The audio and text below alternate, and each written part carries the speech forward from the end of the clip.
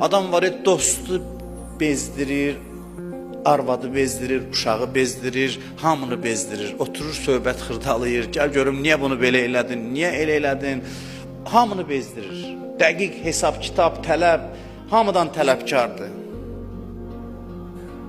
Çək-çevirə salmağı sevir.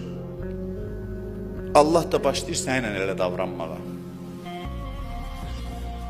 Oturmuşsan, dəqiq deyirsən, sən orada bu hərəkəti belə elədin, sən burada bu hərəkəti elə elədin.